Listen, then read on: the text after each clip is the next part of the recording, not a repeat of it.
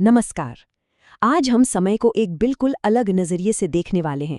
क्या हो अगर कोई बताए कि समय एक सीधी लकीर नहीं बल्कि एक बहुत बड़ा घूमता हुआ पहिया है। चलिए आज हिंदू ब्रह्मांड विज्ञान के हिसाब से समय की इन हैरान कर देने वाली गहराइयों में उतरते हैं। जरा सोचिए कि हमारी पूरी जिंदगी, हमारे सारे सपने, हमारी सारी उम्मीदें, सब कुछ अगर इस विशाल ब्रह्मांड के लिए सिर्फ एक पलक झपकने जितना हो तो? ये सवाल ही हमें अपनी रोज की चिंताओं से बहुत ऊपर ले जाता है, एक ऐसे पैमाने पर सोचने के लिए मजबूर करता है जो हमारी कल्पना से भी कहीं ज्यादा बड़ा है। और यही बात हमें सनातन दर्शन के एक बहुत गहरे विचार तक ले जाती है। मानव जीवन जहाँ क्षणभंगुर है, वहीं सृष्टि का काल चक्र अनादि और अनंत प्रतीत होता है। ये एक बहुत शक्तिशाली पंक्ति है और आज की हमारी पूरी बातचीत की नींव भी। हम एक ऐसी दुनिया में कदम रख रहे हैं जहां समय को सालों या सदियों में नहीं बल्कि युगों में नापा जाता है। तो सवाल ये है कि ये इतनी बड़ी कॉस्मिक घड़ी आखिर चलती कैसे है? इसकी शुरुआत होती है 4 अलग-अलग युगों के एक चक्र से, और हर युग का अपना एक अलग ही चरित्र है, अपनी एक अलग पहचान है। देखिए, विष्णु और भागवत पुराण जैसे ग्रंथों के हिसाब से समय कोई सीधी लकीर नहीं है जो बस आगे बढ़ती जाए। नहीं, बल्कि ये 4 युगों के एक शानदार चक्र में घूमता है जो खुद को हमेशा दोहराता रहता है। ये खत्म होने और फिर से शुरू होने का एक लगातार चलने वाला नृत्य है। चलिए अब इन युगों पर और उनके अविश्वसनीय समय पर एक नजर डालते हैं। सबसे पहले है सत्य युग। ये चलता है 17,28,000 साल। फिर आता है त्रेता युग, 12,96,000 साल का। उसके बाद है द्वापर युग, 8,64,000 साल। और आखिर में आता है कलयुग, जिसमें हम अभी हैं, जो इन सब के मुकाबले काफी छोटा है, 4,32,000 साल का। और ये जो नंबर्स हैं ना, ये ऐसे ही रैंडम नहीं है। इन युगों की लंबाई के बीच एक बड़ा ही खूबसूरत मैथमेटिकल रिश्ता है। ये एकदम सटीक 4, 3, 2, 1 के अनुपात में घटते जाते हैं। सत्य युग 4 हिस्से, त्रेता 3, द्वापर 2 और कली 1। ये एक तरह की कॉस्मिक सटीकता है ना? तो ठीक है, ये तो हो गए 4 युग। अब इस ब्रह्मांडीय सीढ़ी पर एक कदम और ऊपर चलते हैं और देखते हैं कि जब ये चारों युग एक साथ मिल जाते हैं तो क्या बनता है।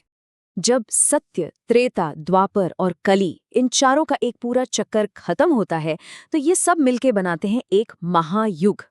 समझ लीजिए कि ये समय का एक बहुत बड़ा ब्लॉक है, एक कॉस्मिक मील का पत्थर। तो एक महायुग कितना लंबा हुआ? जब हम इन चारों को जोड़ते हैं तो ये कुल 43,20,000 मानव वर्ष का एक चौंका देने वाला समय बनता है। एक पल रुककर इस आंकड़े के विशाल पैमाने को महसूस कीजिए। अब अगर महायुग का आंकड़ा इतना बड़ा था तो जरा सोचिए आगे क्या होने वाला है, क्योंकि अब हम एक बहुत बड़ी छलांग लगाने वाले हैं। अब हम इन युगों को सीधे देवताओं के पैमाने से जोड़ने जा रहे हैं। लेकिन एक महायुग से सीधी देवताओं के एक दिन तक, बीच में कुछ और भी तो होगा, है ना? जी हाँ, बिल्कुल है। एक और जरूरी इकाई है जो इस पूरी पहेली को एक साथ जोड़ती है, और इसे कहते हैं मनवंतर। ये एक मनु के शासन काल का समय होता है जिन्हें मानवता का जनक या पूर्वज माना जाता है। हर एक मनवंतर 71 महायुगों तक चलता है, और जब वो खत्म होता है तो एक नए मनु आते हैं सृष्टि को रास्ता दिखाने के लिए। एक तरह से ये कॉस्मिक लीडरशिप की एक पूरी वंशावली है। तो इस विशाल घूमते हुए टाइम व्हील में हम सब आखिर हैं कहाँ? हम इस वक्त 7वें मनवंतर में हैं, जिसे वैवस्वत मनवंतर कहते हैं, और इस मनवंतर के भी 28वें महायुग में हैं, और उस महायुग के भी आखिरी पड़ाव यानी कलयुग में हैं। देखा, अचानक ये बड़े बड़े आंकड़े एक बहुत ही खास और ठोस जगह पर आकर टिक गए। तो ये सब हमें कहाँ लेके जा रहा है? ये सारी विशाल इकाइयां, युग, महायुग और मनवंतर, ये सब मिलकर एक ऐसी चीज बनाते हैं जो सच में दिमाग को हिलाकर रख देती है। और वो है सृष्टिकर्ता ब्रह्मा के जीवन का सिर्फ एक दिन। तो ब्रह्मा का एक दिन, जिसे एक कल्प भी कहते हैं, वो बनता कैसे है? सोचिए, 1000 महायुग, और इसी समय के अंदर होते हैं 14 मनवंतर, और ये सब मिलाकर बनता है ब्रह्मा का सिर्फ एक दिन। तो हमारे यानी इंसानी सालों में ये कितना हुआ? 4 अरब 32 करोड़ साल। और याद रखिए, ये तो सिर्फ ब्रह्मा का एक दिन है, जब ये दिन खत्म होता है तो उतनी ही लंबी एक रात शुरू होती है, एक कॉस्मिक रात जो विघटन और आराम का समय है। चलिए, अब हम इस सीढ़ी के आखिरी और सबसे हैरान कर देने वाले पायदान पर आ पहुंचे हैं। अब बात होगी ब्रह्मा की पूरी आयु की। तो ऐसा माना जाता है कि ब्रह्मा की पूरी आयु 100 ऐसे दिव्य वर्षों की होती है और हर साल में 365 दिन और रातें होती हैं, जिनमें से हर एक 4 अरब से भी ज्यादा इंसानी सालों के बराबर है। इसका हिसाब लगाना ही अपने आप में दिमाग चकराने वाला काम है।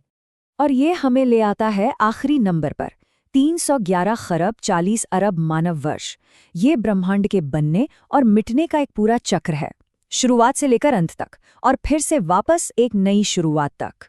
जब हम इस पैमाने पर सोचते हैं तो हमारा पूरा लिखा हुआ इतिहास, बड़े बड़े साम्राज्यों का बनना और मिटना, हमारी सबसे बड़ी खोजें, हमारी अपनी जिंदगियां, ये सब इस एक कॉस्मिक दिन के अंदर एक छोटे से पल जैसा लगता है।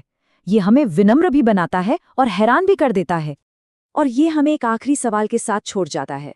अगर एक ब्रह्मांड इतने विशाल पैमाने पर मौजूद हो सकता है, तो सोचिए और कितने अलग अलग नजरिए होंगे और कितनी नई बातें होंगी जिन्हें जानना और खोजना अभी बाकी है।